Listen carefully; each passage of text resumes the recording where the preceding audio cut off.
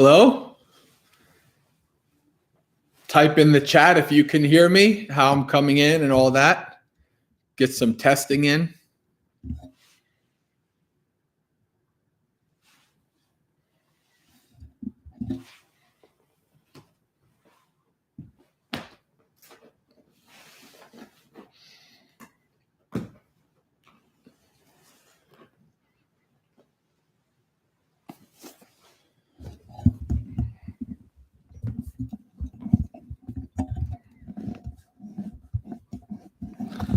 Just setting up, testing things, waiting for people to come in. If this is, I see it says 2 people, so maybe you don't have YouTube accounts, so I don't see who you are. We'll just wait, give it some time.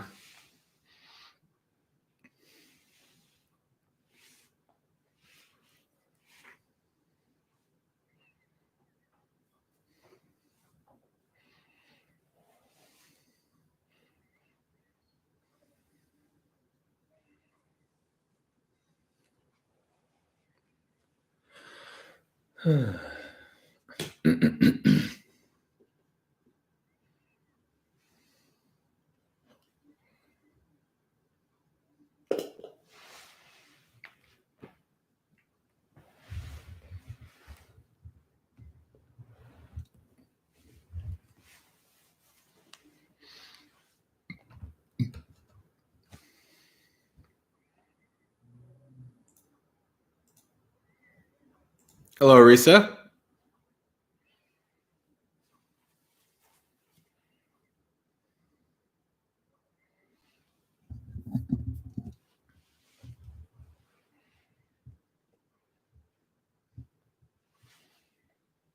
All right, people are starting to come in. Hello, Josh.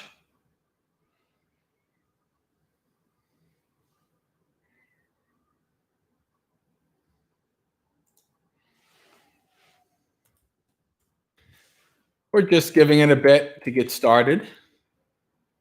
Waiting for some people to come in, and then we'll get started in a minute or two.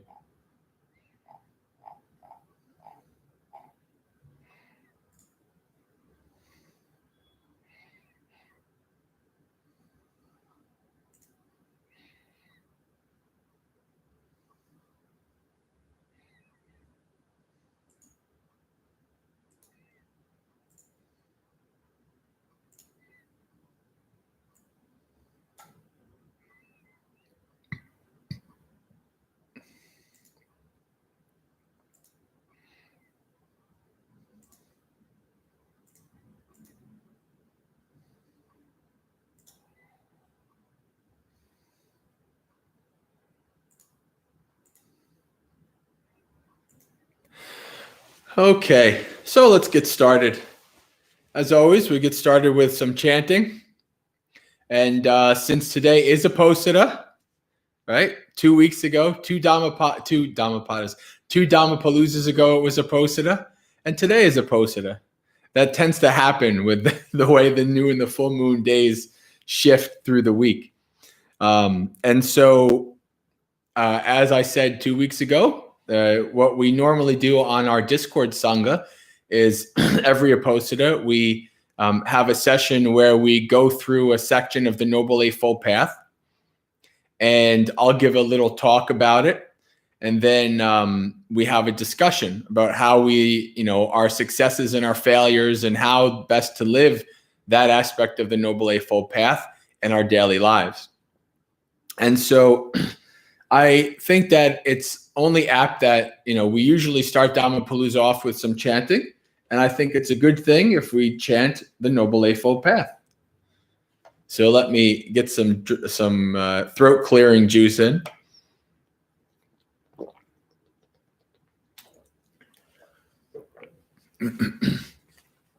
So if you have the MaggaSekha chanting book, it is page 61. So we'll get started.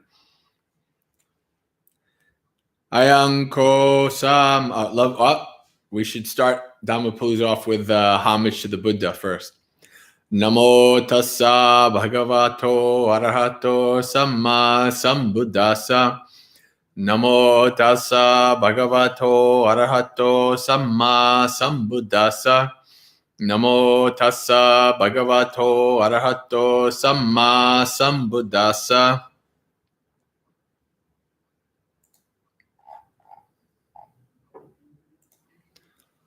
All right.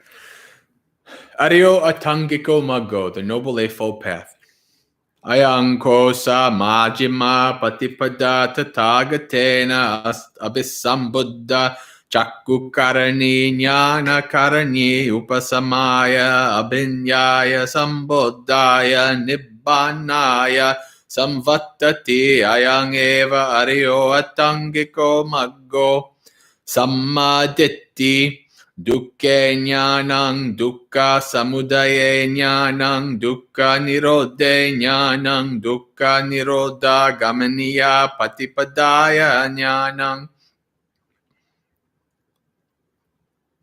samma sankappo nekkhamma sankappo avyapada sankappo avihingsa sankappo samma vacha Musavada Veramani Pisunaya Vachaya Veramani Parusaya Vachaya Veramani Sampappalapa Veramani.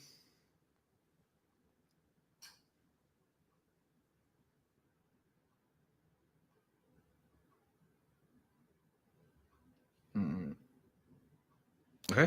Sammakammanto panatipata veramani adinadana veramani kame sumichachara veramani samma ajivo mitcha ajivang pahaya samma ajivena ajivakang kapeti samma vayamo samvarappadanang anupanang papakanang akusalanang dhammanang anupadaya chandang janeti vayamati viryang arabbati chittang pagganhati padahati pahanappadanang upananang papakanang akusalanang dhammanang pahanaya chandang janeti Vayamati viryang arabbati chittang paghahati padahati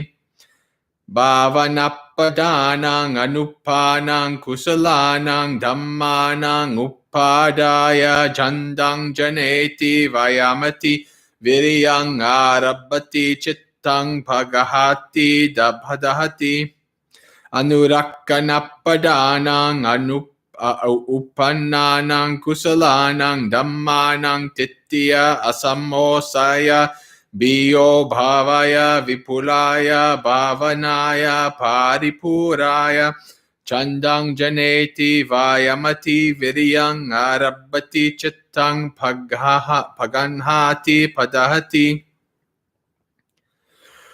sammasati Kaye kayanu passivi harati yatapi sampajano satima vineya loke abhijjaya abhijja dhomanasang vedanasu vedananu passivi harati yatapi sampajano satima vineya loke abhijja dhomanasang Chitte chittanu passivi harati yatapi sampajano satima vineya loke abhijja dhomanasang dhammesu dhammanu passivi harati yatapi sampajano satima vineya loke abhijja dhomanasang samma sammadi Viviccheva kamehi viviccha akusalehi dhammehi savitakang savicharang vivekajang piti sukang pattamajjanang upasampajit pajja viharati vitakka vicharanang vupasama ajatang sampassadang chetaso eko di bhavang avitakang avicharang Samadhi jang piti sukang duttajjanang upasampajja viharati.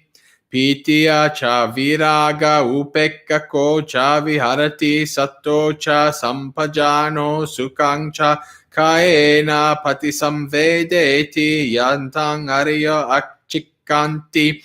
Upekkako satima sukha vihariti. Tatya janang upasampajja viharati.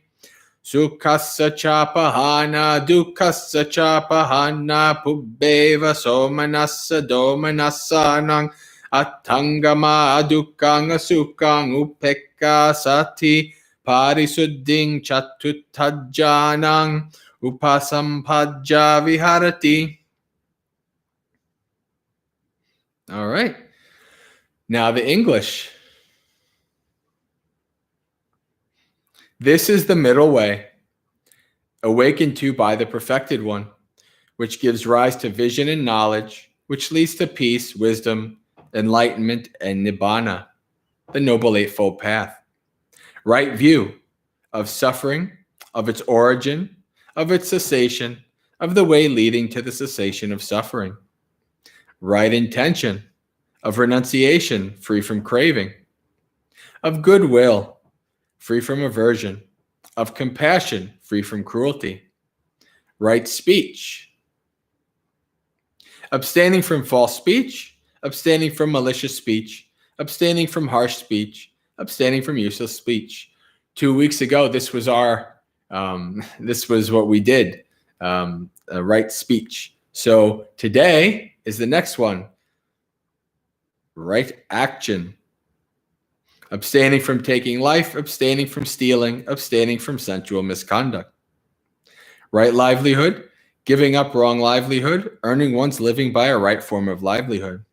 Right effort, determination to prevent unarisen, evil, unwholesome state of mind from arising by making effort, arousing energy, applying mind, and striving. Determination to abandon evil, unwholesome states of mind that have already arisen by making effort, arousing energy, applying mind, and striving. Determination to develop wholesome mental states that have not yet arisen by making effort, arousing energy, applying mind, and striving. Determination to make and maintain and perfect wholesome mental states already arisen and to not allow them to disappear, but to bring them to growth, to maturity, and to the full perfection of development by making effort, arousing energy, applying mind, and striving. Samma sati, right mindfulness. One dwells contemplating body in the body, ardent, clearly comprehending, mindful, having subdued longing and greed for the world. One dwells contemplating feelings and feelings, ardent, clearly comprehending, mindful, having subdued longing and grief for the world. One dwells contemplating mind and mind, ardent, clearly comprehending, mindful, having subdued longing and grief for the world. One dwells contemplating phenomena and phenomena, ardent, clearly comprehending, mindful, having subdued longing and grief for the world. Right concentration.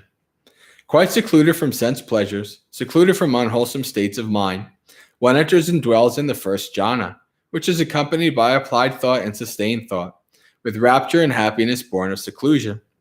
With the subsiding of applied thought and sustained thought, one enters and dwells in the second jhana, which has internal confidence and unification of mind, is without applied thought and sustained thought, is filled with rapture and bliss born of concentration. With the fading away of rapture, one dwells in equanimity, mindful and discerning, and one experiences in one's own person that bliss by which the noble ones say, happily lives one who is equanimous and mindful. Thus one enters and dwells in the third jhana. With the abandoning of pleasure and pain, and with the previous disappearance of joy and grief, one enters and dwells in the fourth jhana, which has neither pain nor pleasure, purity of mindfulness and equanimity. So that is our beginning chanting.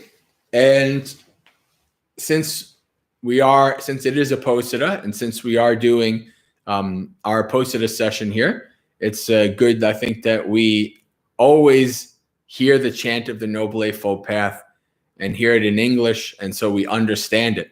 Because as Buddhist practitioners, if we are Buddhist, then we are following the Noble Eightfold Path. That is part of the quote unquote job of being a Buddhist, right? That is part of the path, part of the practice is following the Noble Eightfold Path.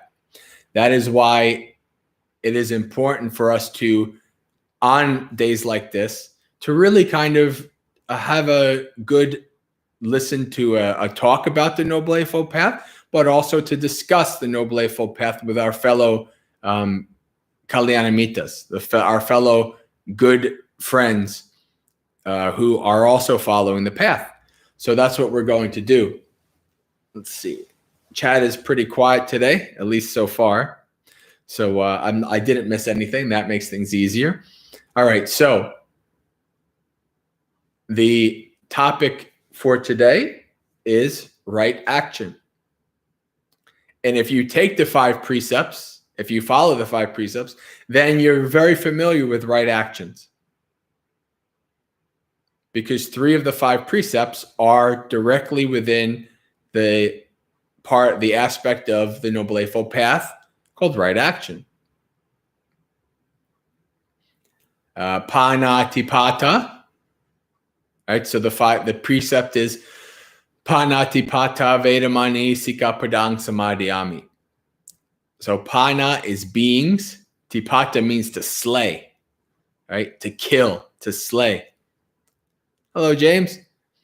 And so Panatipata Vedamani Sikapadang Samadhyami. Sikapadang Samadhyami, it means a training rule to be undertaken, right?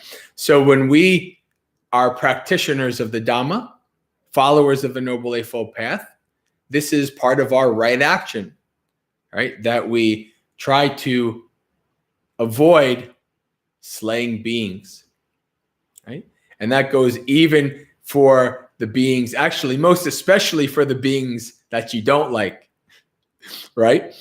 Because there's all kinds of, there's nice, cute animals, and we would never harm the cute animals, but then the creepy crawly ones, right? Kill the bugs, get them away. Oh, mice, those mites and rats and all kinds of creatures that we don't like, right? It's much easier to kill them, isn't it? Right? Just like somebody in our culture in America, we have dogs for pets, but in other cultures, they eat dogs. Right? And we think, ugh, right? So, yeah, James says, be nice to spiders. Mom always taught me. Very good. So we have to, when we try to live by this right action, panatipata, right? To avoid slaying beings, to avoid killing beings, then we have to understand that this means all beings, not just the beings we like, right? It's so funny. I remember when I was a teenager and there was a comedian and he made a joke. He says, he's talking about people who want to save the world and do all these things. And he goes, we only want to save the cute animals, don't we? Come here, cute little dolphin, get away. I forgot what the ugly animal it was that he said, get away. And he kicked it. Pretend. But that points to our inbuilt likes and dislikes, right? We like some creatures, we like some beings, and we don't like other beings, right? So, but when we practice this right effort, right action, the right action is to lay down the rod, as the Buddha says. To abide with the rod laying down means we try to do our best to not kill any beings.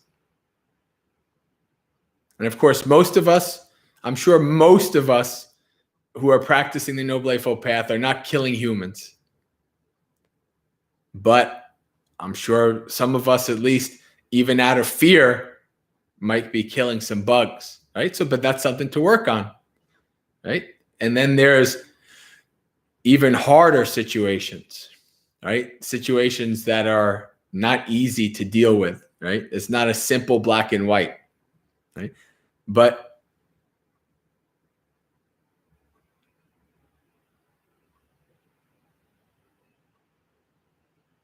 Very good, James. James is talking about how he tries to treat the bugs. He tries to not harm the bugs. Very good. But this is our first action, right? That we want to try to do our best to not slay any beings. Right? Not always going to be able to do it. Right? But this is about intention. Right? This is not about one of the things that if you really look at the world, one of the things you understand is just by your living, other beings die. Right? And you don't have any intention that they die. Right? So this is not what we're talking about in this regard. We're talking about when we have the opportunity in front of us that we choose not to harm a being, not to kill a being. Right? Our intention, our karma, right? This is what this means, right? That we try to do our best to not slay beings. The next is adinadana, right? Adinadana means to take what is not given, right? To steal. And again, most of us are not kleptomaniacs. We're not going into stores, pocketing things, and we're not, planning bank heists, diamond heists, and things like that, right?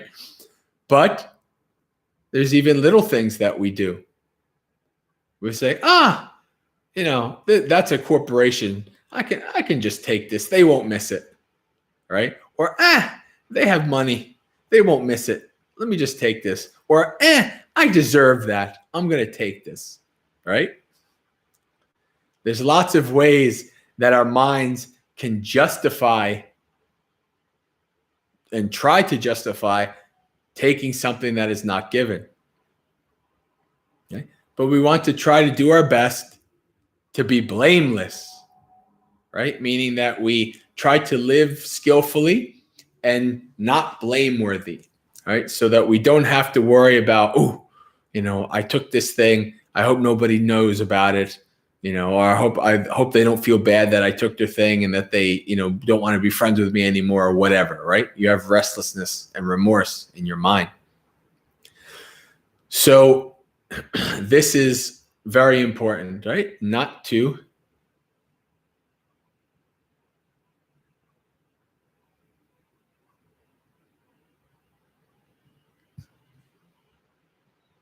John says, I guess about the bugs, I won't kill them, but I don't invite them in. Yeah, that's not bad.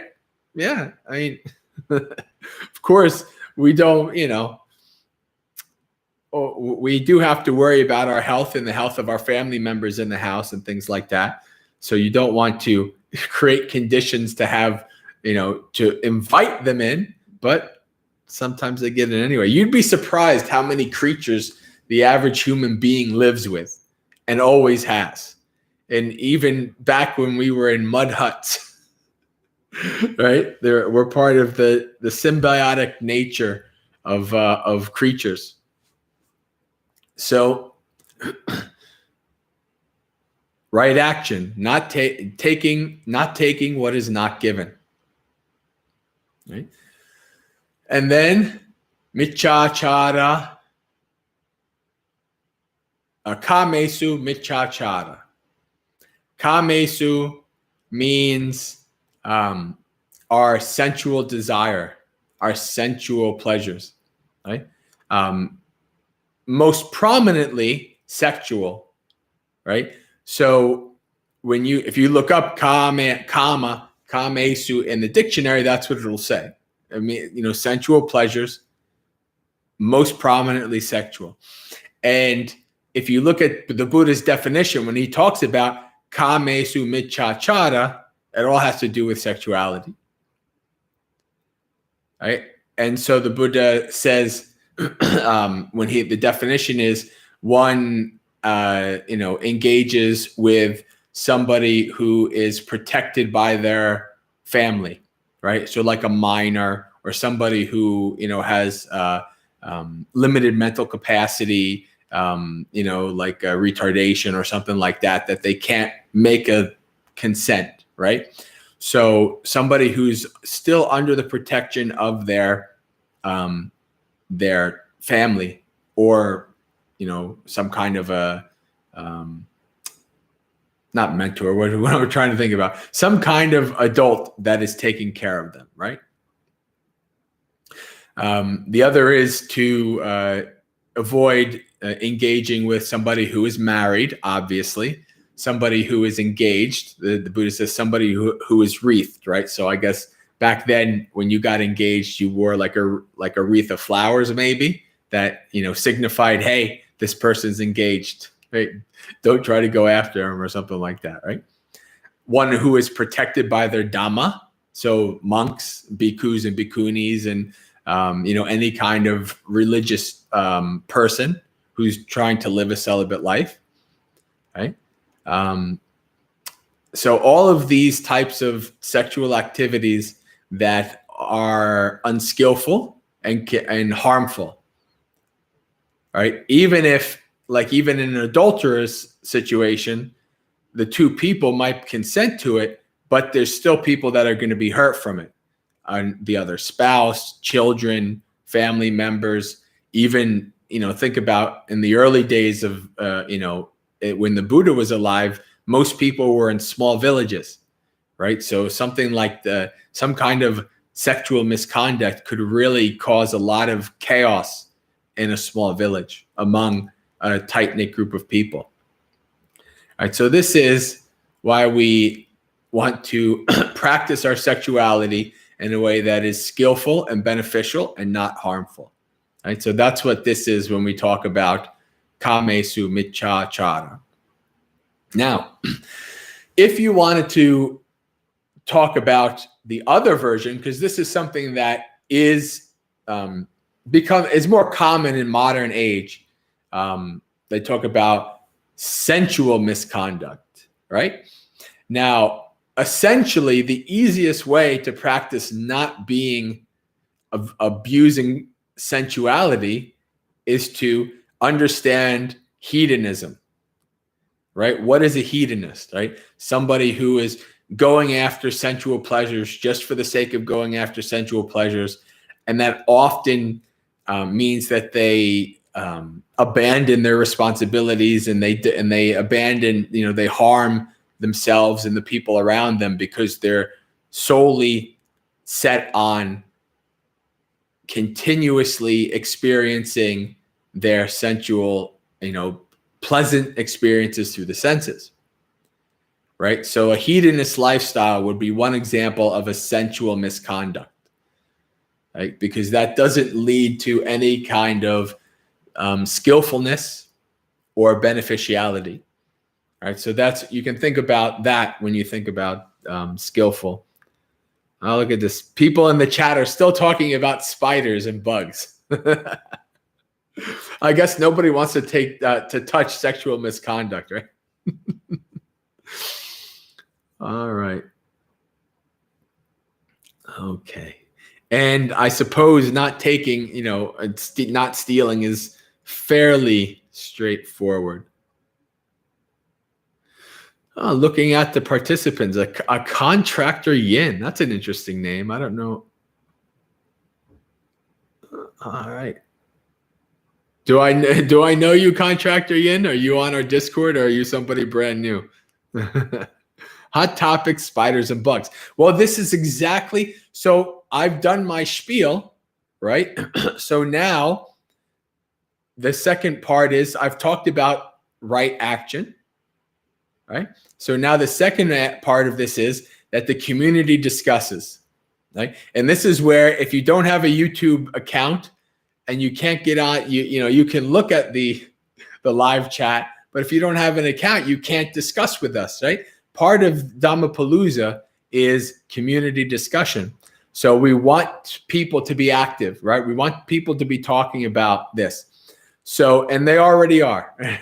They've been talking about spiders and cockroaches and bugs. So it looks like that is the topic that people want to talk about. So now let's talk about anybody who would like to share. Nobody is forced to share. In any activity I do, nobody's forced to share. But if you would like to talk about your practice, right? What you're able to do right according to right action, what you're able to do, what you having trouble or struggles with according to right action, right? This is what we want to do. We want to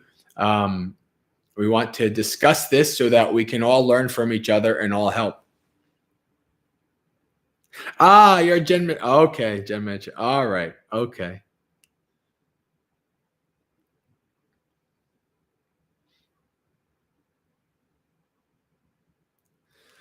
So let's look at the chat.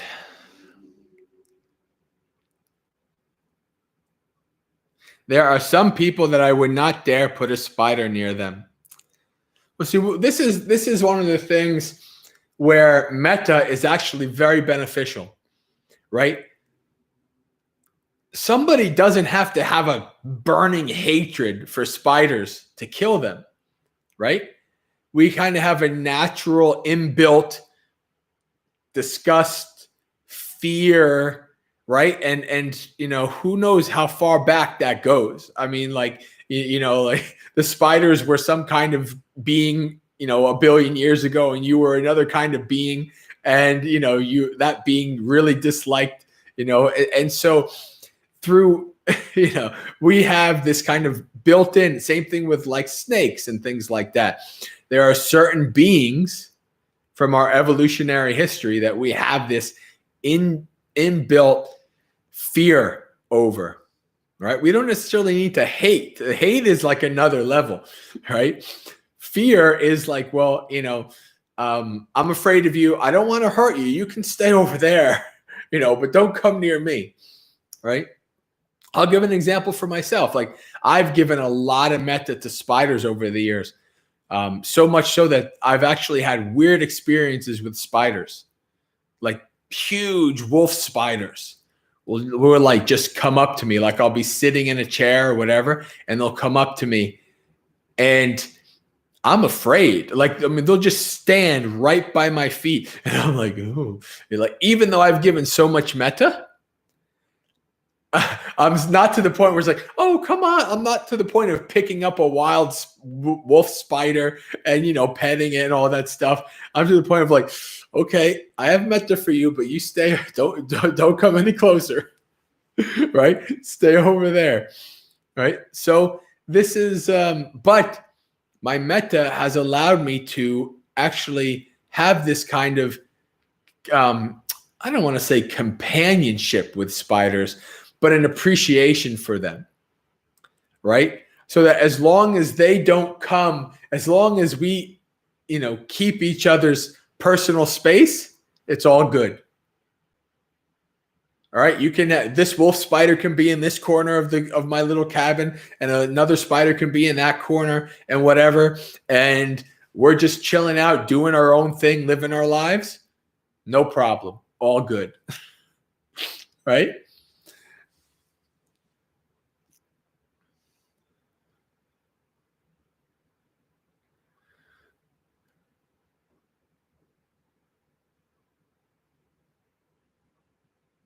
The wolf spiders are pretty badass looking. I don't know. I like them. I just don't want them to come. I just don't want them to come on top of me.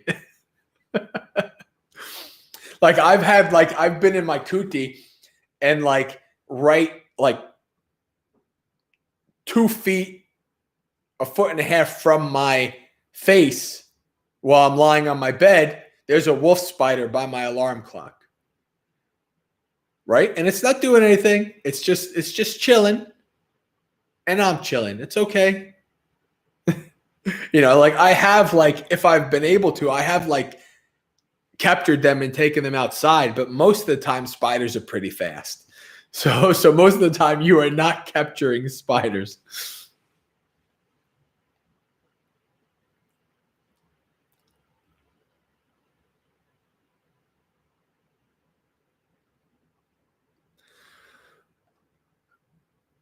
Greeno says, I've seen a direct correlation in my practice between keeping right action and corpse meditation, as I know all beings decay and die, so I wouldn't want to harm them. Yeah, It's like the sutta we read last week about one who what's the word, mortifies themselves and others, right? And the Brahmin says, well, I don't like the sound of these people, because knowing that they themselves and others like happiness, like pleasure, and run away from pain, they still do these things, right? So this is how it is. This is a way to empathize, to understand other beings. Contractor Yin says, I found Metta to have a real impact on my life too. There was an ex-friend I worked with in college, and we shared the same job. After I began to send Metta towards her, the relationship came so much better. Yeah, it does. It really does.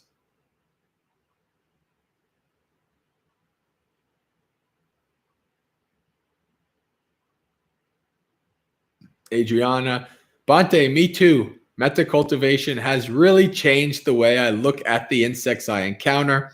Now I can really see them, that they just want life and freedom from pain, just like me. Yep, all beings, we're all stuck in samsara. Yeah, like I think some of you maybe, I can give you some stories regarding this, like the spiders. Like I was doing walking meditation in the Bhavana meditation hall maybe 3 years ago now, 3.5 years ago. Time has been flying so many years, I don't remember anymore. But I'm doing my walking meditation, and I see a spider. I'm standing and I see a little spider right next to me. Right? And then I start walking, and it's walking next to me, and I stop and it stops, and I turn around and I walk back the other way, and it's walking. All right. It can't keep up with my pace, but it's literally stopping and turning around and walking back and forth. It was one of the weirdest things I've ever seen in my life, that I had a spider doing walking meditation with me. Right. And I think it lasted maybe like 3 or 4 back and forths, and then that was it. But it was a really interesting experience that I had in terms of having metta, practicing lots of metta towards a specific type of being, and that having a big impact in terms of how I engaged with them. Yeah, it does.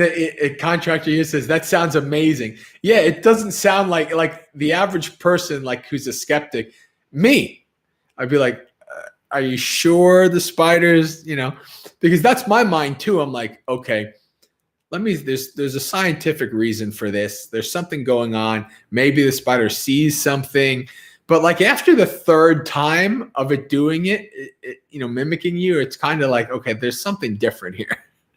Right? It's good to have skepticism, but that's what happens on this path. On this path, you will have things that will happen to you that you'll question, because you would never have expected them. And this is why I always tell people to have an open mind when they start to practice the path.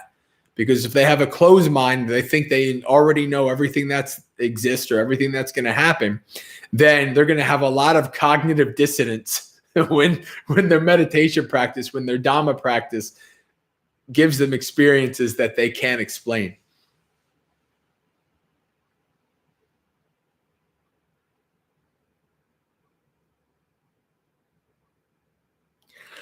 Adriana says, but dang, when massive insects start getting close, I still get scared and occasionally scream. So much work left to do. Yeah, well, I mean, especially if there's a lot of them, right? It's hard to deal with. If there's a lot of them and they're really small, it's not so bad. If there's a lot of them and they're like kind of large and menacing to your mind, then it gets bad, right? Like one of the other experiences that I have, like, for instance, like wasps and bees. Like what I've noticed? If you just calmly, if there's a bunch of wasps and bees in an area and you just calmly move, not run, but you just walk right through it, just calmly, normally, you might have some close encounters. You might hear boom, but they are faster than you, right? They're fast, speedy beings. And they're trying to go about their job. Their job is not to try to sting you or to go after you. If you just walk right past them, right through them, even whatever, you're just in the way. They'll just go by. So I've just had like 3-4 bees, wasps, whatever. They just, because I'm just calmly walking. If you want to give them metta or whatever, if you start to feel anxious, but just very calmly, just walking right through, and no stings, no anything.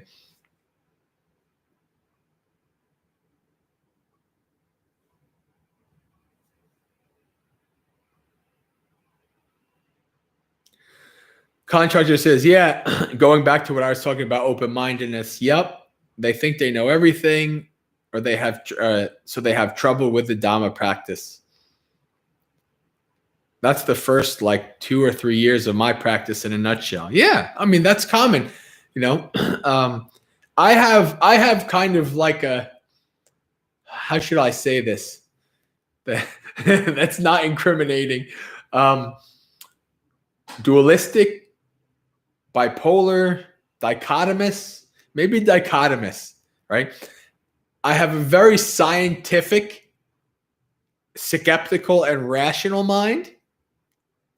And I also have a mind that wishes wholeheartedly that magic was real in the world and would love to see, Bigfoot and see all kinds of stuff happen, and would love to meet devas and yakas and things like that. So I have these two kind of parts of my mind, right? And when something happens, though, the skeptical, rational part is like, okay, let me look at this first. Let me examine first. Let me see if I can see a logical reason, a condition for this, a causes and conditions. Let me see if I can see it, right? And then if that part of my mind's like stumped, then the other part, oh yeah, let's go. Maybe it's this and maybe it's that, and maybe I can see devas, and maybe the devas are protecting me in the woods and all kinds of things, right? So that's not a bad thing, to have that kind of dualistic, that dichotomous mind, right? So that you can keep an open mind. It's very important.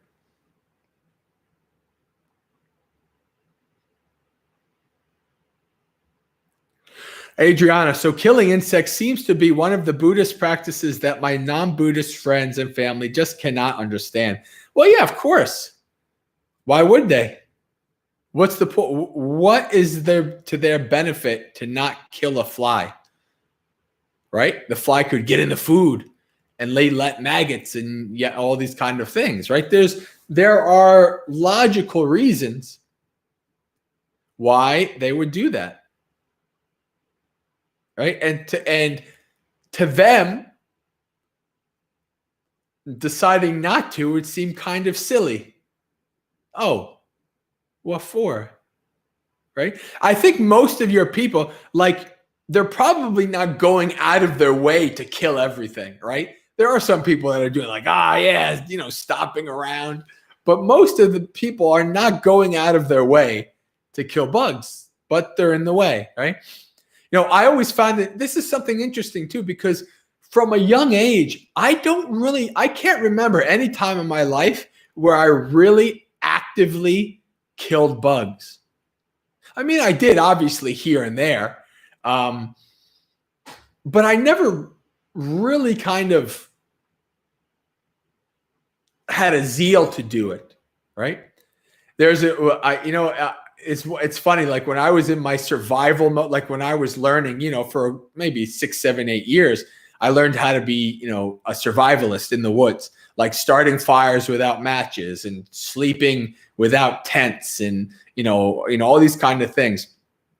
And one of the things I remember is one of the only times in my life I picked up a living being and ate it, right? I was an ant, right? I was like, okay, let me see how this works. Obviously, this was years before I was a Buddhist and things like that. And I ate it. And I still remember to this day that I just ate that poor ant, right? Only time in my life, I literally just picked up a being. But if you're in a survival situation, that's what you do. Like, that's how you survive, right? So I was testing it out. But, but most people are not going about their business. And, sometimes one of the things that I always thought was silly was flies, because it's like, a picnic, an outdoor picnic in the summer, right? So how long are you going to invest in swatting flies? And how many flies do you think you can kill that won't be replaced by 10 more flies? It's like, how often, how many times do you really think that your food in the outdoors is going to be totally free of any kind of bugs? Right? But you see it though. People are like, they'll just keep doing it. And I'm like, well, I mean, I guess they're getting exercise. I don't know. It's kind of silly. Yeah. Yep. But this is what people do,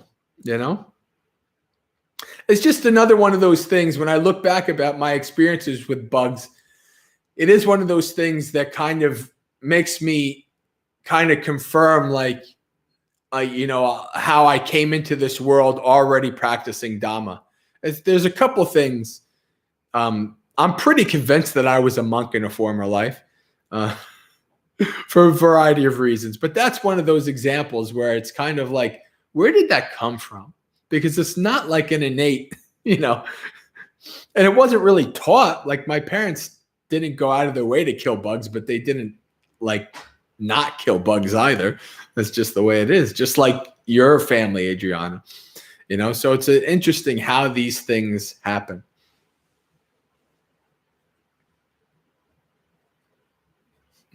Flies are infinite. Yeah, well, technically, I guess technically they are finite, right? Like the Khandaparitta, where the Buddha says creepy crawly things are finite, but the triple gem is infinite.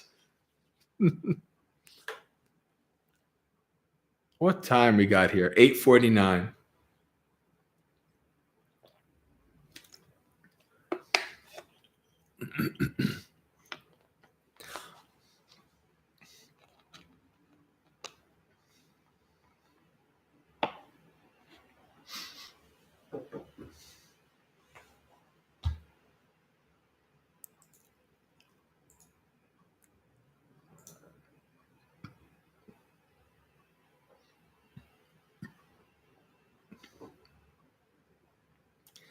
Nobody has anything else to say, huh?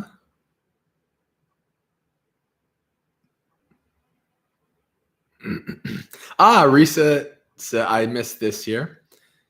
Risa says, I still struggle when I am outside and get bit by a bug that bites not to kill it, but to swat it away. Yeah. But then what happens when you swat it away? It just will find another spot. Like, a bug comes here and you go like this, and then it whoop, and it comes here and you go like that, and it goes whoop, and it comes here and you go like that. That's a really good analogy for life, right? How we're always trying to run away from our sufferings, right? But sometimes you just have to be like, okay, I accept it, right? And it's because what can you do, right?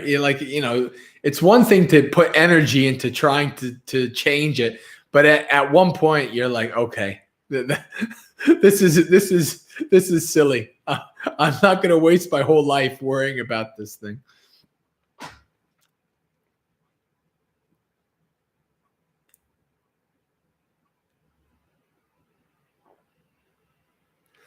Well, the one thing I would say is, like, for bug bites, I will say that pretty much the only bug I've ever really feared is the tick. And not because of the tick, but because of the Lyme's disease. And just a quick possibility, speaking of Lyme's disease, there is a somewhat decent possibility that Bhante Pamuto will come to live here. So the two of us might be doing Dhammapaloozas for maybe a month or so together. We'll see if I can rope him into it. And he could talk to you all about ticks. But no, yeah, obviously that's like, and of course I try to give lots of metta to the ticks, right? And ticks are one of those things that you can't swat off, right? Most of the time you can't see the ticks because they're so small. But sometimes, sometimes you can, and you swat them off, if you see them before they latch onto you. But once they latch onto you, then you got to use the device and whatever, get them out. But, you have to kind of it's important to be practical, right? Having metta for a being and, not wanting to slay a being doesn't mean, oh, come here, Mr. Anaconda. I love you. Let me hug you, Mr. Anaconda. It doesn't mean like, you're not like sacrificing yourself because you have metta for the being, right? This is like what I said, like, it's like, you stay over there, I'll stay over here. It's all good. Like, we'll have lots of metta for each other, and that's good, right? So you do have to take care of yourself, and you do have to be wary, right? Because there are some bugs like, so I worry about ticks. But I don't want to kill. Well, first of all, you can't really kill them. I mean, ticks are like a tough one because the best you can do is either swipe them off, or if they're latched in, you take them out, put them in a little container, bring them outside, or you have to bring them to the doctor if maybe you feel like you get Lyme's disease or whatever. But it's a tough one. But like mosquitoes, for instance, like if I lived in Thailand in the jungles, I'd probably have a bit more worries about mosquitoes because of malaria and things like that. But in America, I'm not too worried about, like every once in a while, like West Nile flu and all that. But honestly, it's so rare that it's silly to worry about it. Like it's a lot less rare to get malaria in places in jungles. Like that's actually pretty common. Like you have those stories like from Ajahn Brahm and, like the Thai forest monks, and pretty much every monk, it was expected that you were going to get malaria at least once, right?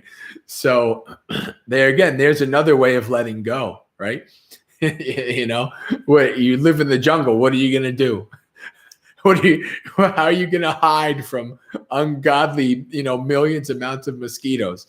You're just not, right? So it's a level of developing a level of acceptance, which is which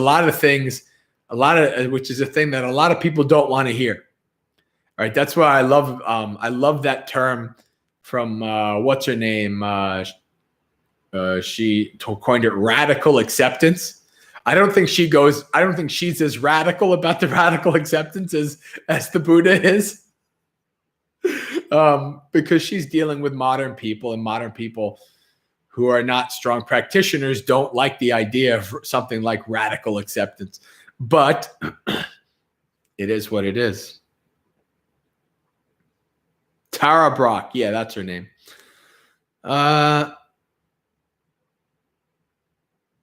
Contractor says, I think the only thing I have left in mind about right action is that I am glad to have it. It's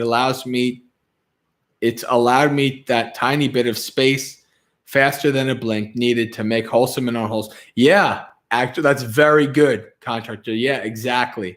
Right. That's mindfulness, like giving you that space, right? Especially if you've practiced metta, you've practiced.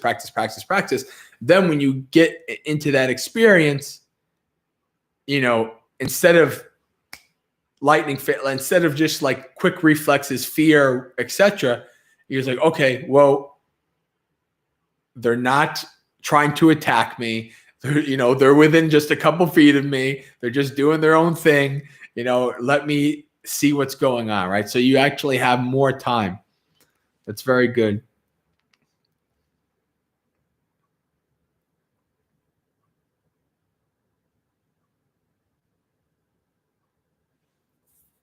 Contractor, because there are tons of times as a teen, I wish I had the space, but was never able to see it.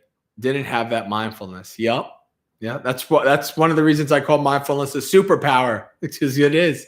It allows you to see opportunities that other people can't, because you've developed the ability to be present and to see things that other people can't see. It's very important.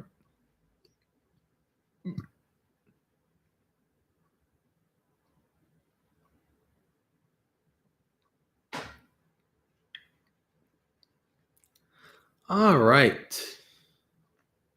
So I think it's just about 9 o'clock. So I think it's a good time to transition to our guided meditation.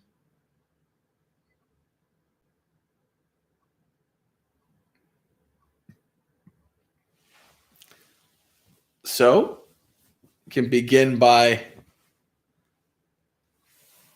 adjusting your robes. No.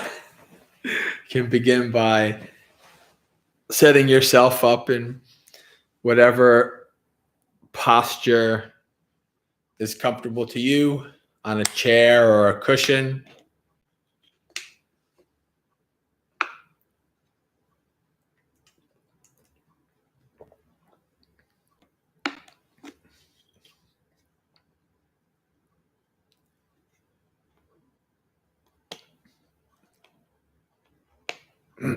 Spend some time scanning through the body.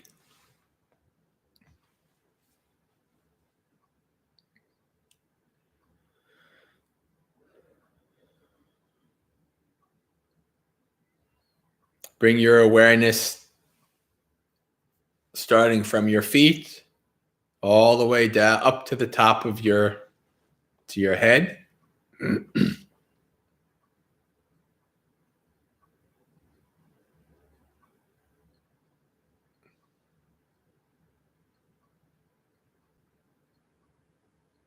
Start bringing your awareness and focus to whatever sensation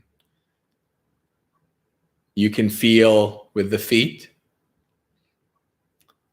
whether they're pressed against the floor or against your legs.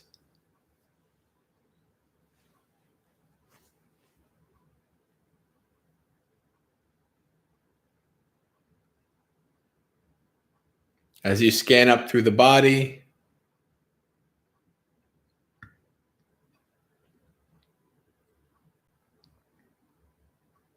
we want to try to make sure that our body is set up in a comfortable and stable position.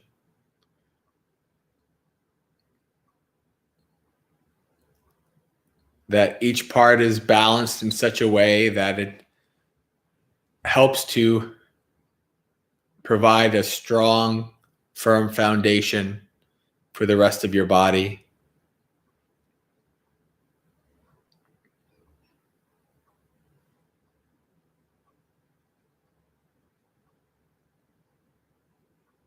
And if there's any small pains or discomforts now is the time to adjust your body to alleviate them so that they don't become something bigger later on.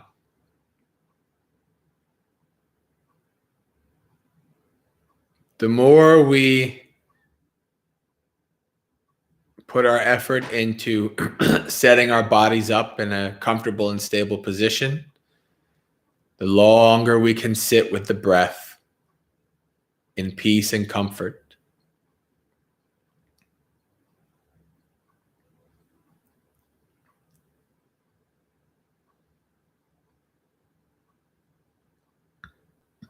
Bring your awareness up through your calves to your knees.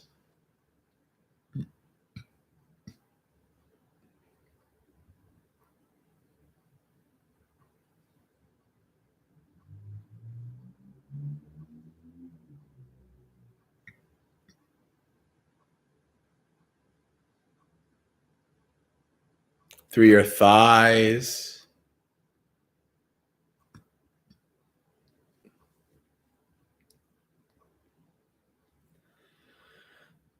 What sensations can you feel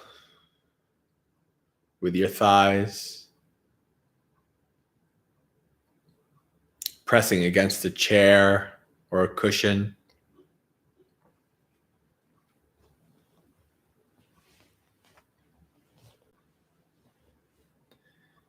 Remember to adjust your posture as necessary.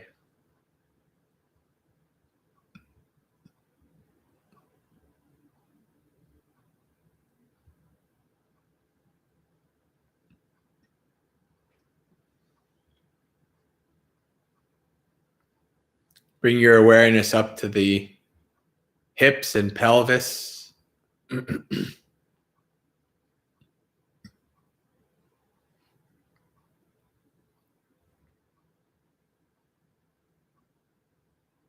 Checking to see that the buttocks is evenly distributed on the cushion or the chair.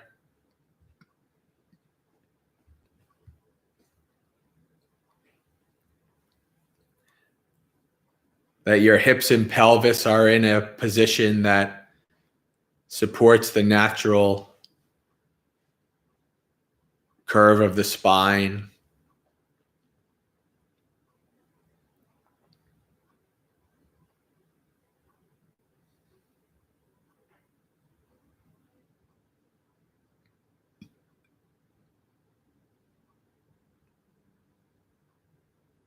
The position of your pelvis will greatly impact your posture.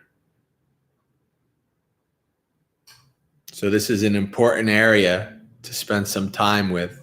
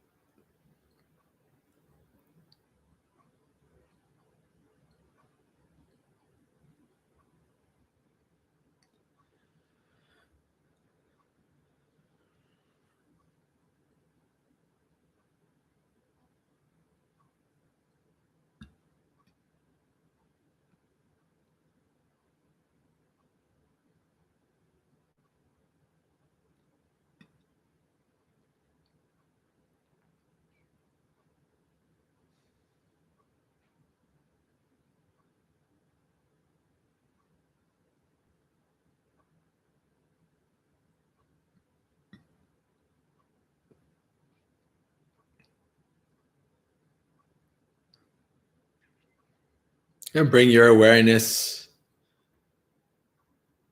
up through the abdomen and the chest. Checking to see the position of your spine.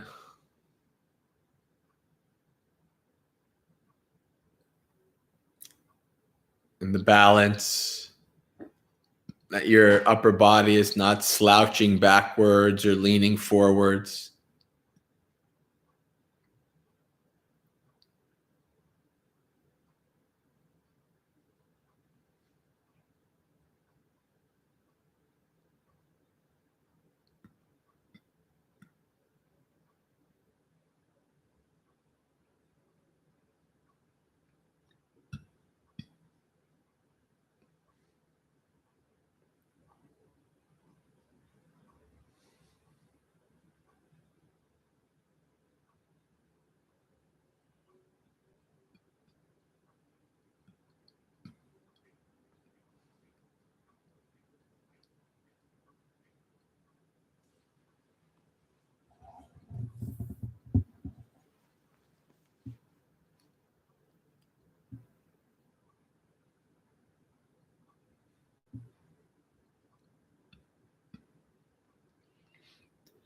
Bring your awareness to your shoulders.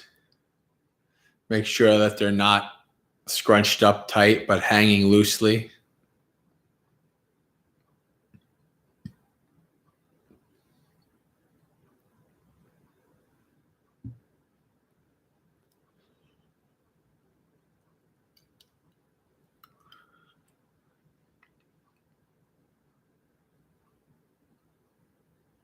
And then down through to the elbows and the hands.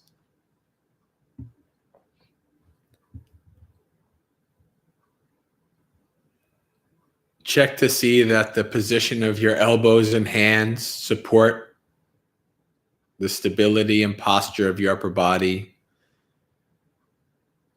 not contributing to any slouching or leaning.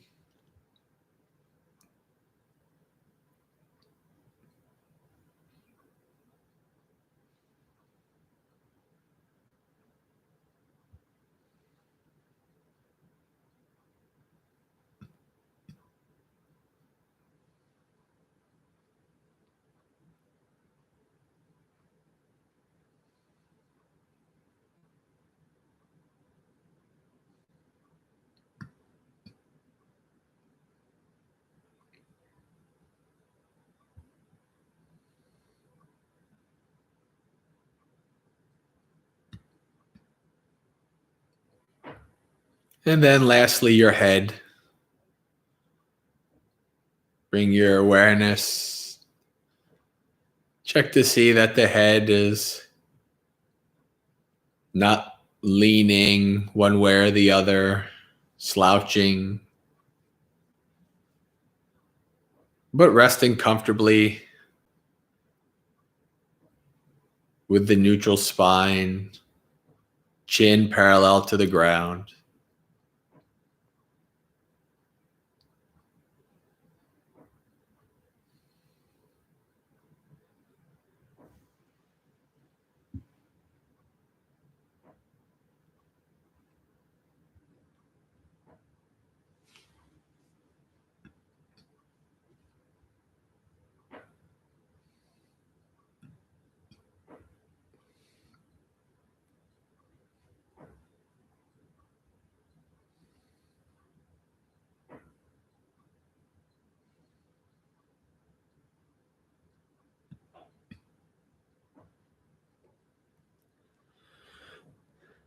And once you've set your body up in a comfortable and stable position,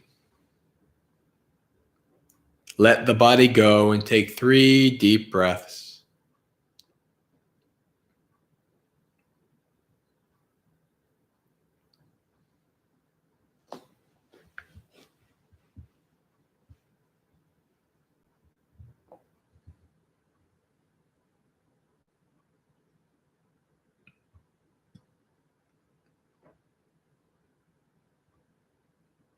And once you've taken your 3 deep breaths, let the breath go.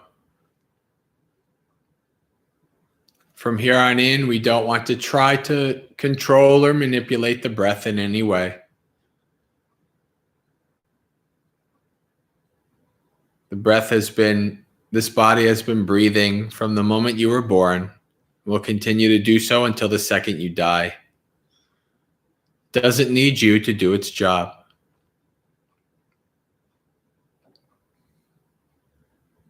Your job is to simply observe, investigate, and abide with the breath. Watch as this body breathes in, watch as it breathes out.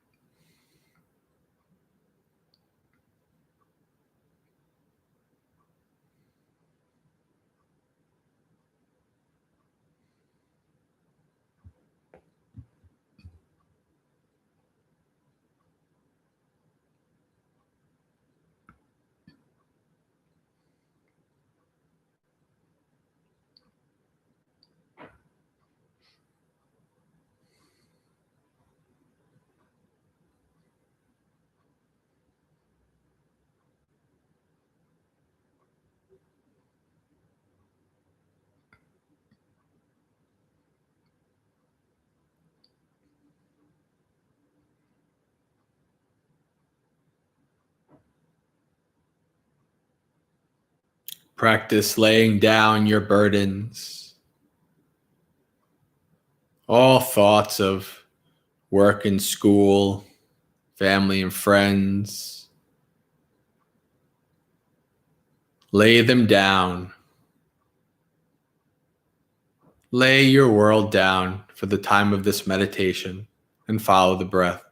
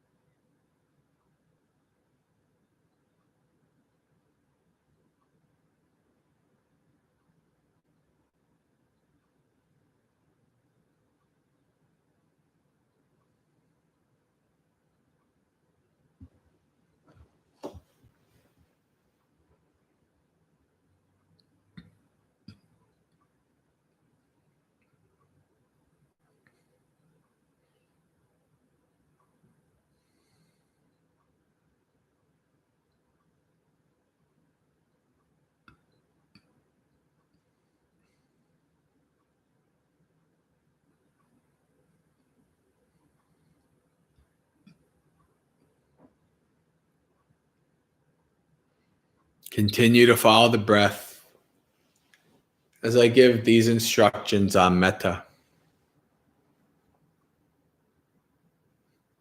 Metta practice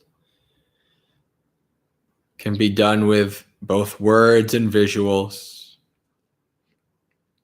but the words and visuals are a means to an end. The true goal and purpose of practicing metta is a mind full of goodwill,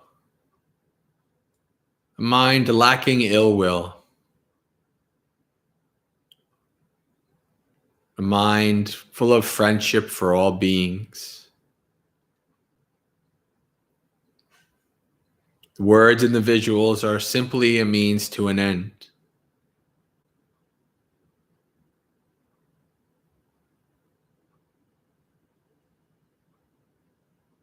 Practicing metta can allow our minds to be free of ill will and anger and hatred.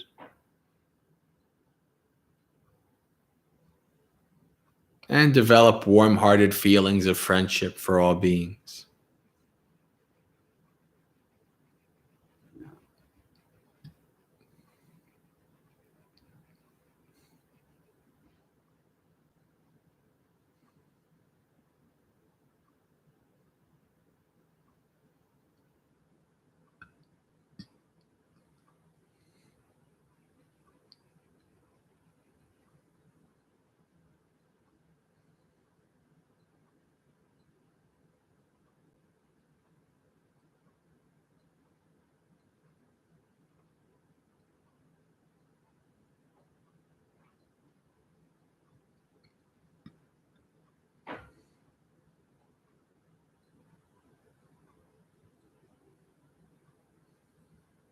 Repeat after me.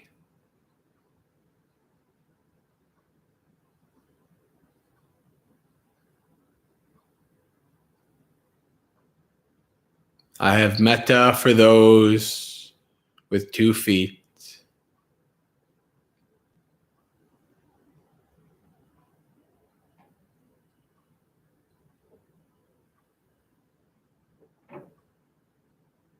May those with 2 feet not harm me.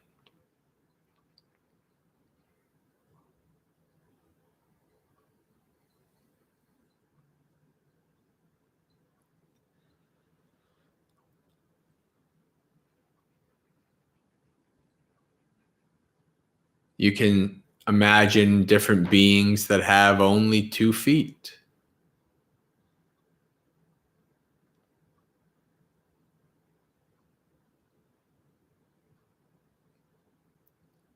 And have visuals in your mind.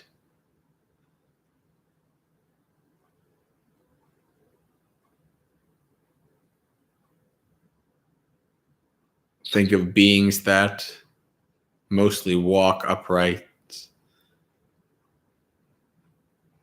And we have metta for them.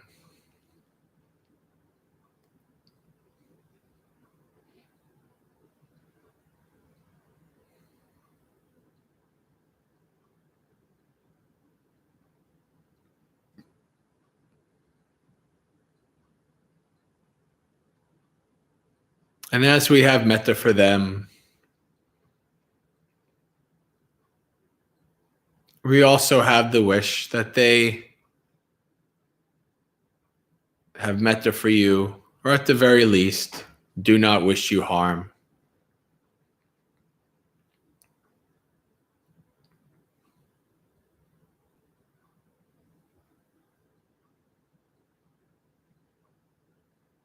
Can repeat.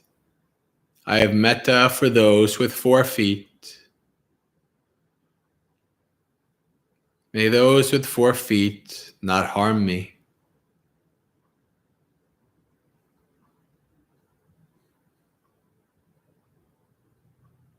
There are many beings to visualize.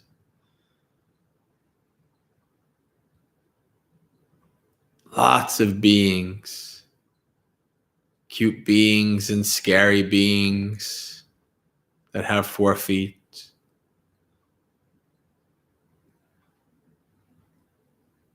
Give your goodwill to all such beings that have 4 feet.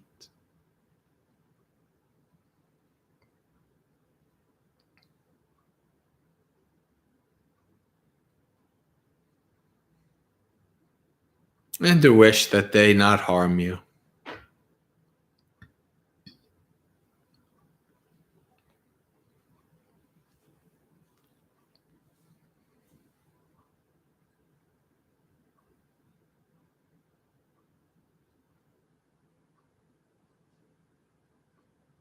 I repeat, I have metta for those with many feet.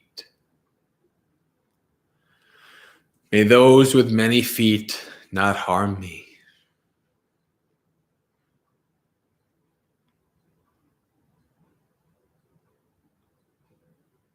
You can imagine beings like spiders or centipedes and millipedes, beings that have many, many feet.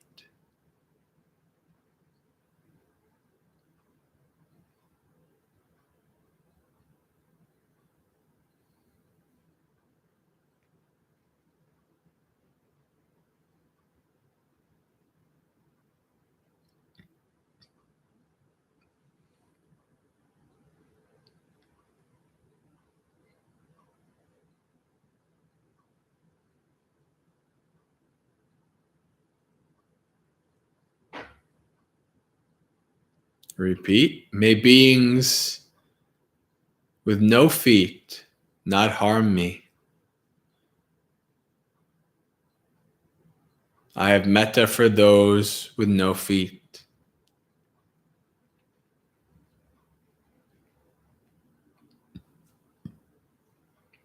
In this group, you can think about snakes and snails and various creatures that have locomotion other than feet.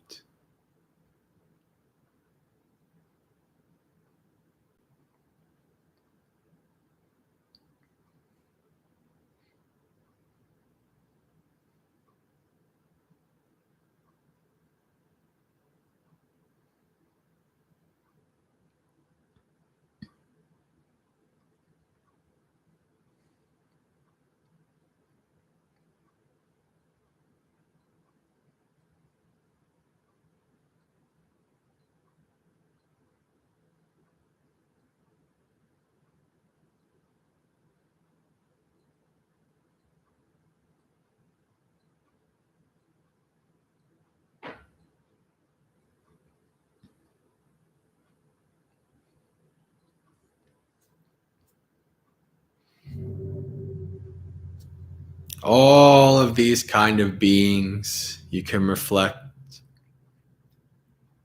are siblings in samsara with you. All beings just doing whatever that body is programmed to do.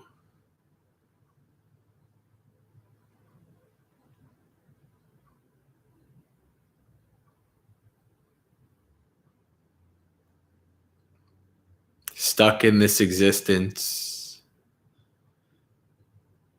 where one being eats another, who eats another, who eats another.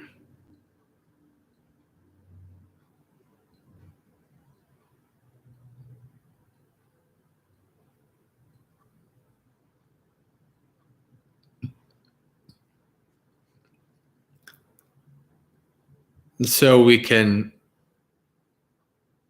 have a sincere wish that all beings everywhere find happiness.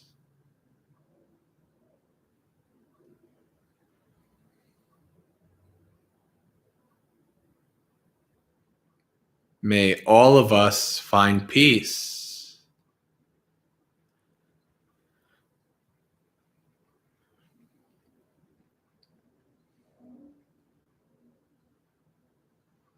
May all of us live in friendship with each other.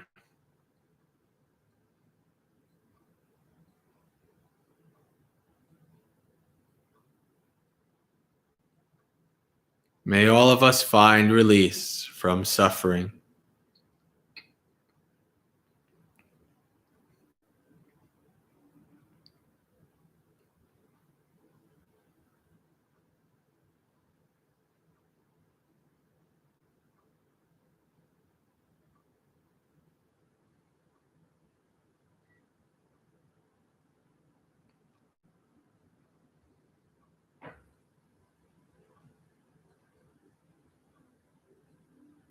May I have the courage to face my fears.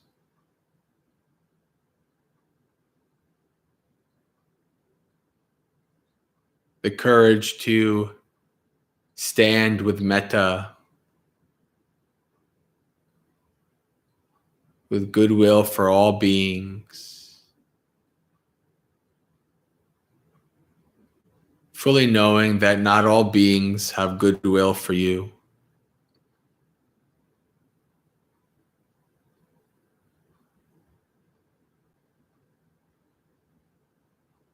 But all beings are finite. The Dhamma is infinite.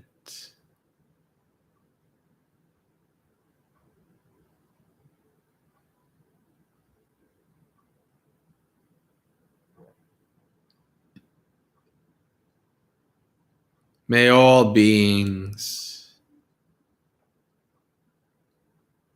find happiness.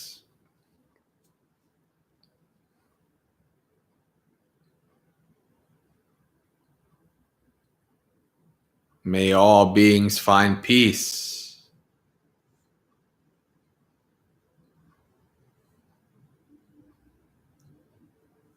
May all of us live in friendship with each other.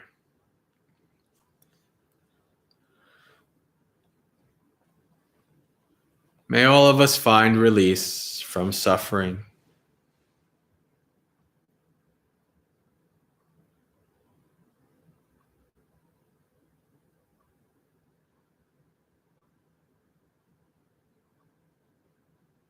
Friends, we know that not all beings are going to hold hands and sing and have metta for each other. There's no such thing as utopia. But we can, in our own minds, try to develop this goodwill for all beings. A wish not to harm any of these beings.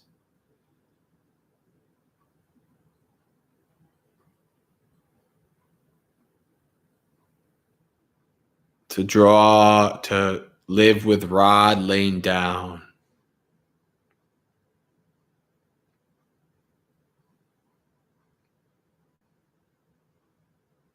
To live with skillfulness that benefits yourself and all beings.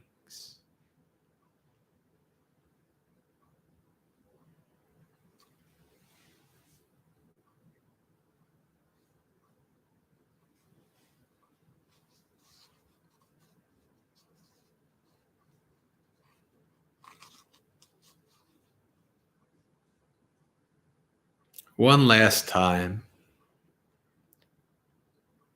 Repeat. May all of us find happiness.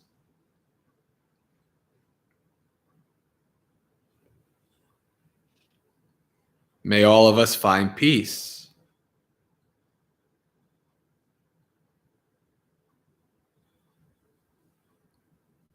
May all of us live in friendship with each other.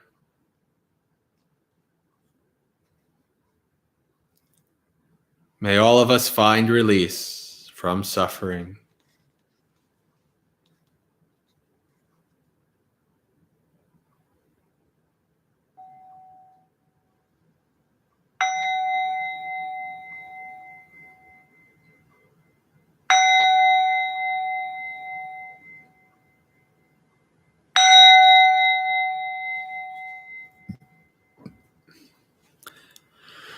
Slowly start to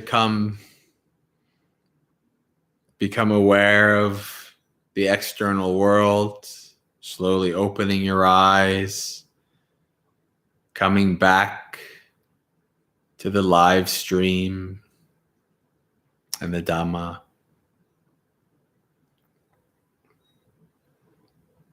Hello, friends.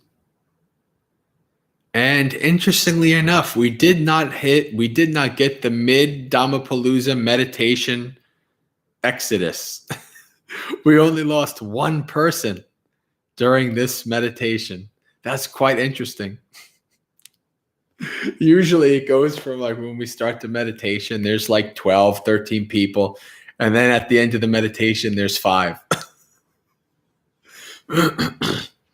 But we went from 9 to 8. That's pretty good. Very good. And Adriana, maybe you heard something a little different this time.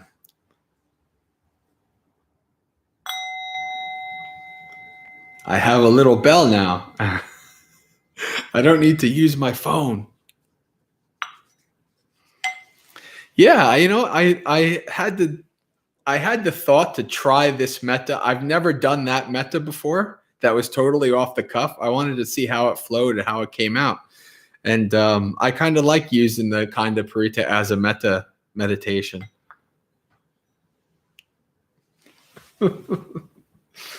Oh, well, people, I used funds that the people have donated to me. I've been taken care of. I mean, not by obviously the Indonesian people. I mean, people have been taking care of me, sending me donations and things like that. And it's much appreciated. It's helped, especially, I think I have about $200 or $300 a year worth in fees for like the website and the audio, website. Like there's like 3 or 4 different things that I had that, you have to support and pay yearly.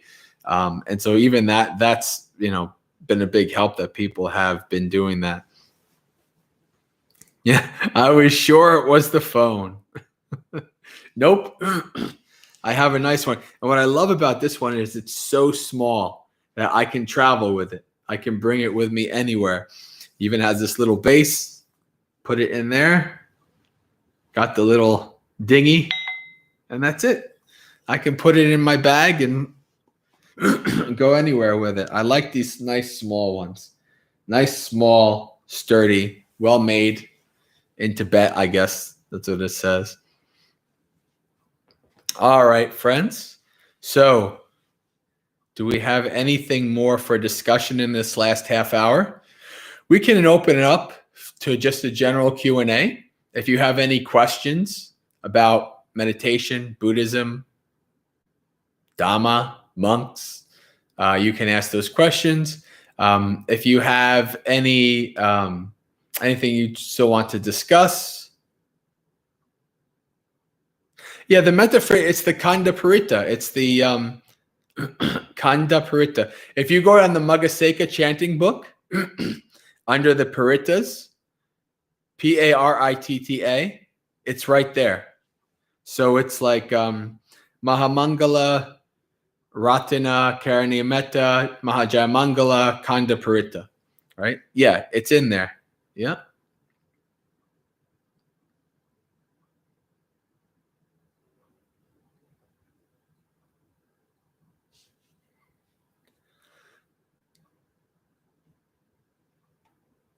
Risa, what's that in reference to? I don't know. John, great one, John. Bell doubles as a diet alms bowl. Yeah.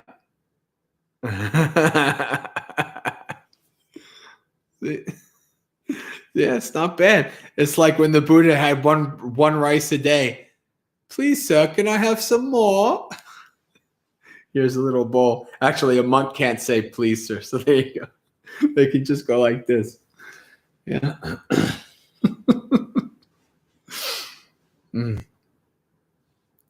Actually, some of those alms bowls, like when I went to Forest Dhamma, right? And I used their alms bowls, the alms bowls are gigantic, right? And I actually, like, for a long time, I had a bhavana, one of the small alms bowls. And it was great because it helps with portion. It's hard to see your portion when you put food in a gigantic bowl. So you don't know if like that's like, you know, if that's more than you can eat or not. So a smaller bowl is actually good. There's only one time that a smaller bowl has a downside. That's when you're traveling, because we use bowls. We put stuff in the bowls. Like, so if you're a wandering monk, having a nice big bowl is pretty good because you can put all your materials in that bowl, right? And you can carry it easily with putting stuff in the bowl.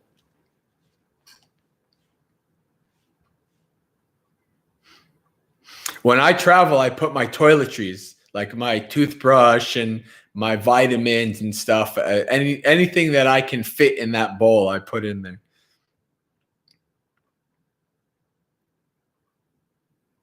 It's probably a weird looking thing for the TSA people, like when I was flying. To see, what is this? And what's all this stuff in there? It's like a goodie bag, a piñata or something.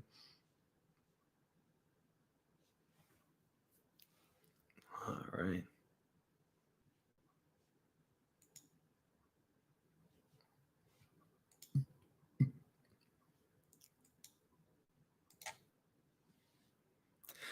You know what? If you have any questions or comments that you think of, you can put them in the chat. But let's do some reading, right? We'll do our nice ending, reading through the verses. Very nice, chill. And as I said last week, once we finish up with the verses here in this Samyutta Nikaya, we'll go to the Dhammapada.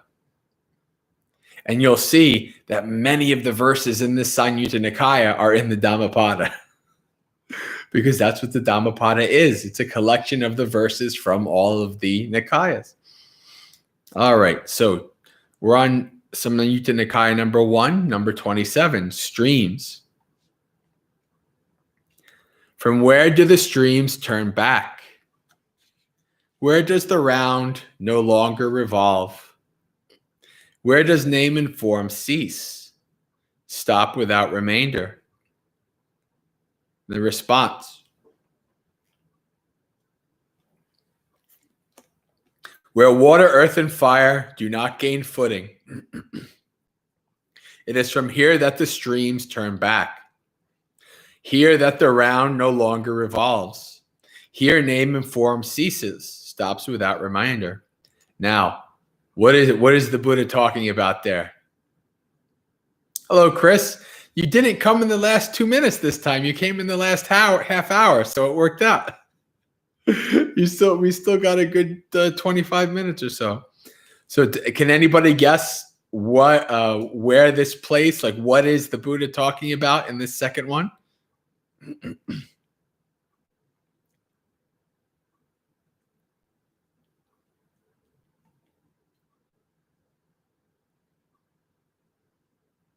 I bring it up when I talk about a specific section, right? Where water, earth, and fire and air don't gain footing. When there's no coming, no going, no stasis. No sun, no moon, no darkness.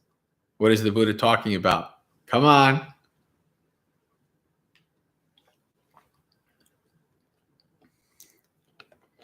No answer? Nibbana. Of course, Adriana. I knew Adriana was going to have that one. Very good. Adriana, you've come the teacher's pet.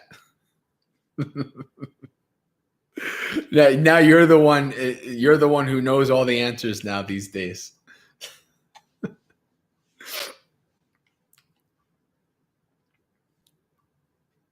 All right. So, yes, he's talking about Nibbana, stops without remainder, meaning there's nothing left. There's no, stop trying to find a soul or something that's permanent, some kind of permanent self. There's nothing left. There's nothing left over, no remainder. Like when we did math when you were in school. What's the remainder? 0. There's no remainder. Number 28, those of great wealth. Those of great wealth and property, even Kshatriyas who rule the country. So Kshatriyas are the second level of the four castes, right? So there was the Brahmins, which were the priests, the highest caste, who came out of the mouth of Brahma. Then there were the Kshatriyas, the warriors and the kings. Then there was I don't know the bottom two Pali words as much as I know the other ones, but under the warriors and the kings were the merchants, right? And the tradesmen. And under that were the untouchables, right? The ones who did the lowest jobs in society, right? So there's these four castes. And so Kshatriyas, the Kshatriya caste is where the Buddha came from, the caste of rulers and warriors and rulers. And if you read the suttas and you see that most of the Buddha's similes have to do with some kind of warfare, arrows, war elephants, thoroughbred horses, etc., then you see, yeah, he's from that caste. So even the Kshatriyas who rule the country look at each other with greedy eyes, insatiable and sensual pleasures. Among these who have become so avid, flowing along in the stream of existence, who here have abandoned craving? Who in the world are no longer avid? And then the response: having left their homes and gone forth, having left their dear sons and cattle, having left behind lust and hatred, having expunged ignorance, the arahants with taints destroyed, are those in the world no longer avid.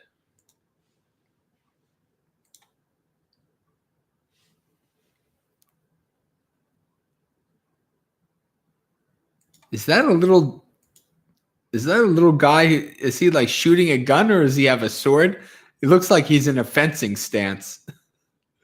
Interesting. How do you get all these emotes on YouTube? All right. So to the next one. 4 wheels, number 29. Having 4 wheels and 9 doors, filled up and bound with greed, born from a bog, O great hero, how does one escape from it? Could you imagine a car with 4 wheels and 9 doors? That's a heck of a lot of doors, right? Having cut the thong and the strap, having cut off evil desire and greed, having drawn out craving with its root, thus one escapes from it. Number 30, antelope calves. Or calves. Yeah, that's right. Having approached you, we ask a question. Of the slender hero with antelope calves, you got heroes with antelope calves. You have dove-footed nymphs. You got some interesting characters. Greedless, subsisting on little food. Wandering alone like a lion or a naga, without concern for sensual pleasures. How is one released from suffering? And the response: 5 cords of sensual pleasure in the world, with the mind declared to be the 6th. Having expunged desire there, one is released from suffering.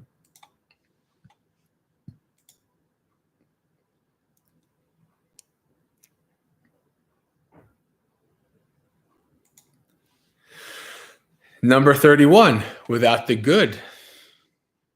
Thus have I heard. On one occasion, the Blessed One was dwelling at Savatthi in Jeta's Grove, Anathapindika's park.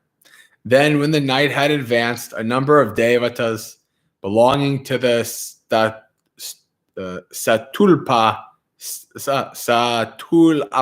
host. That's an interesting host. That's a name I'm not familiar with. Satulapa host of stunning beauty, illuminating the entire Jeta's Grove, approached the Blessed One. Having approached, they paid homage to the Blessed One and stood to one side. Then one Devata, standing to one side, recited this verse in the presence of the Blessed One. One should associate only with the good.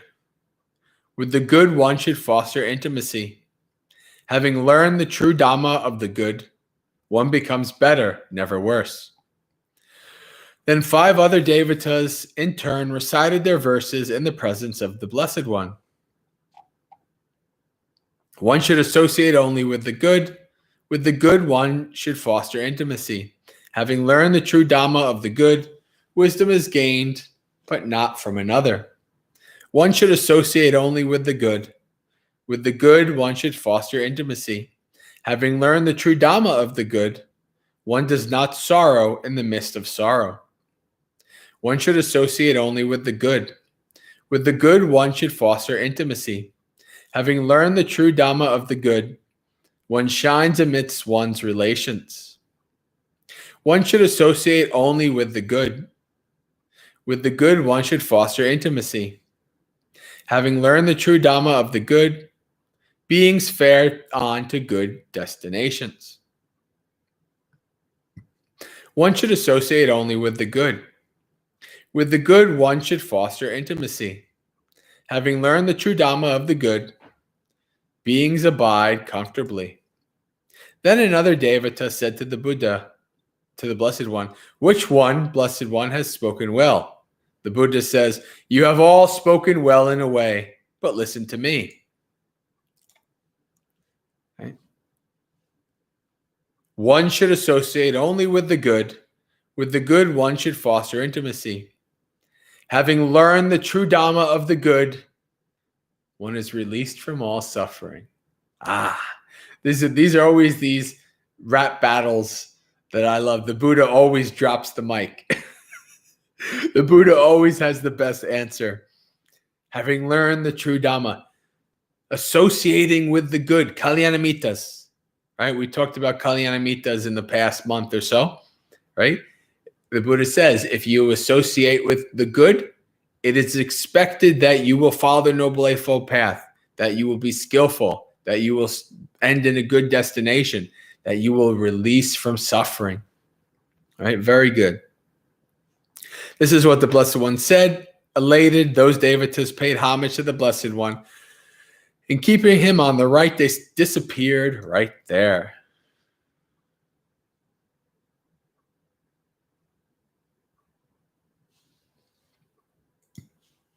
Oh, by the way, I forgot that I didn't post the link to where we're at here.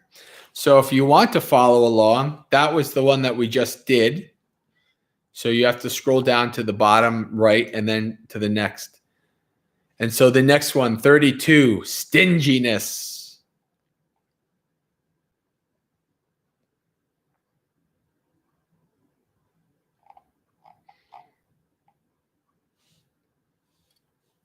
On one occasion, the Blessed One was dwelling. So you see the differences, right? The last, even the last 4 or 5 suttas from last Dhammapalooza, if you read it, it's literally just one verse and then the next, right? You have to kind of infer that there's a difference, right? But now we're back into where they give a full accounting, right? Now they have added in the Blessed One was dwelling at Savatthi, at Jeta's Grove, and Nathapindika's Park. Then when the night had advanced, a number of Devatas belonging to the Satupala host of stunning beauty, illuminating this Satupala host, they really like to talk about Dhamma and have Dhamma verses, apparently, of stunning beauty, illuminating the entire Jeta's Grove, approached the Blessed One. Having approached, they paid homage to the Blessed One and stood to one side. Then one Devata, standing to one side, recited this verse in the presence of the Blessed One. Through stinginess and negligence, a gift is not given. One who knows, desiring merit, should surely give a gift.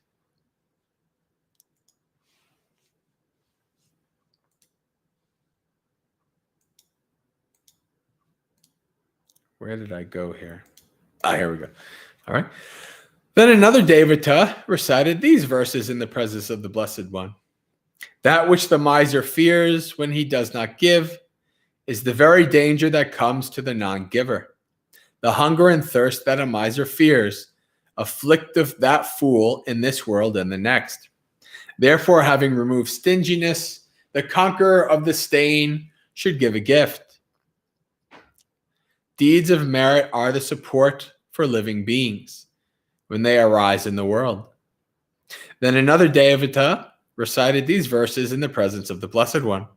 They do not die among the dead, who, like fellow travelers on the road, provide though they have but little. This is an ancient principle, right? The principle of kindness to the stranger, kindness to the traveler is a very ancient, and I don't want to say universal per se. Like when I say universal in terms of culture, this is what we're talking about, like from an anthropological point of view, like almost every human culture. So not every human culture has this, but many cultures have this thing where you, if there's a traveler on the road, you invite them into your house and you feed them, right? You support the traveler, you support the stranger. In the Bible, this is how God tests some people. He sends angels, right? Stranger angels going through, right? And so then they can know if the people will offer and support these angels or not. Right? I think that's how Sodom and Gomorrah got marked. The angels came down and the people would not support, would not take care. But anyway, so this is what this is. It's talking about a very ancient custom of, and that those people who do not do this, not a good deal, right? Like fellow travelers on the road, provide though they have but little. This is an ancient principle. Some provide from the little that they have. Others who are affluent don't like to give. An offering given from what little one has is worth 1,000 times its value, right? Then another Devata recited these verses in the presence of the Blessed One. So these are all Devatas making comments so far. The Buddha has not responded yet. The bad do not emulate the good, who give what is hard to give and do deeds hard to do. The Dhamma of the good is hard to follow. Therefore, their destination after death differs from the good to for the good and the bad. The bad go to hell, the good are bound for heaven. Then another Devata said to the Blessed One, which one, Blessed One, has spoken well? You have all spoken well in a way, but listen to me too.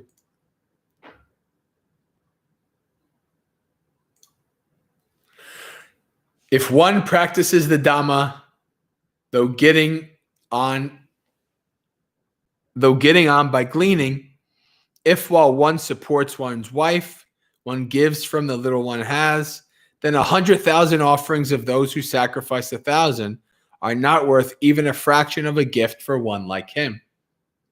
Right? So Buddha is saying here is that the harder the giving is on you, the more you are actually giving up is worth more. Why? Because that is what we do when we practice the Dhamma. The beginning is letting go, the middle is letting go, the ending is letting go. So if you're able to do such a thing as give such, even though you have little, that's of great benefit for this life and the next, right? And for your eventual becoming awakened, for the abandoning of suffering, right? So this is a very good thing because it's harder to give up what you don't have a lot of. It's much easier if you have abundance. You say, okay, I still have this. I'm still safe. I can still feed my family or whatever, and I can give this, right? That's a little easier than I'm poor and I don't have much, but I still want to give, right? So that's where this is coming from. At least that's my response to where it would be coming from. Then the Blessed One answered the Devas, wait. Okay, so we just worked that. And then another Devata addressed the Blessed One. So Buddha says his verse, then another Devata says another verse. Why does their sacrifice, vast and grand, not share the value of the righteous one's gift?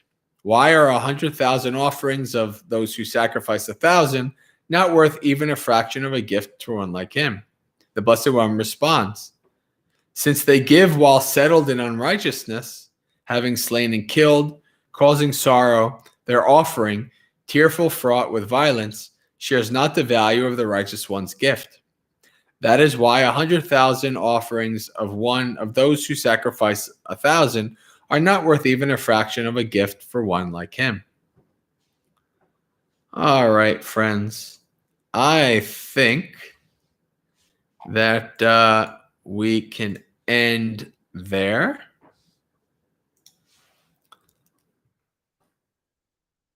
Let me check the chat one last time.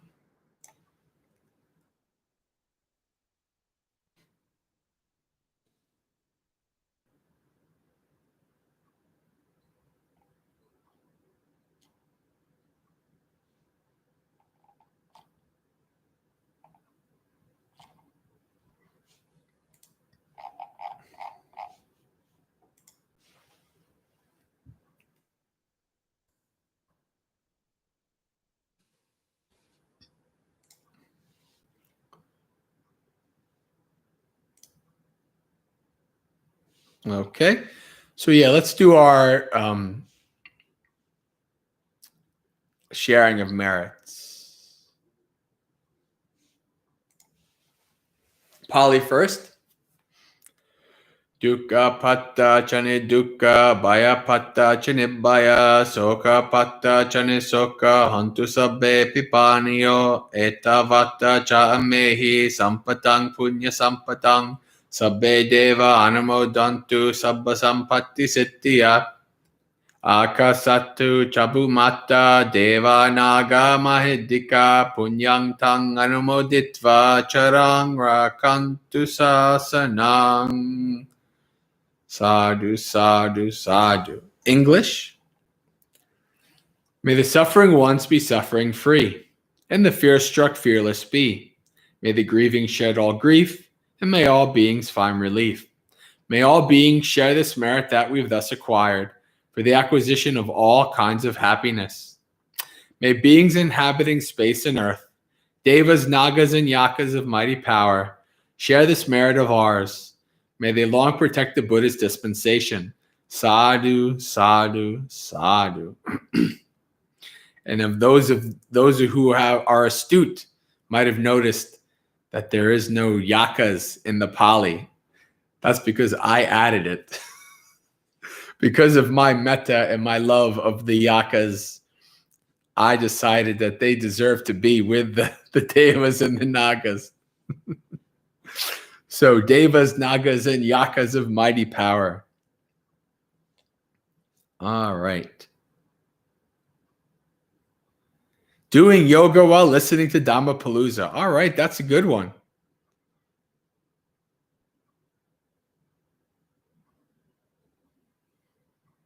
Okay, everybody has thank yous. Very good. So, friends, uh-oh. Oh, okay. Whew.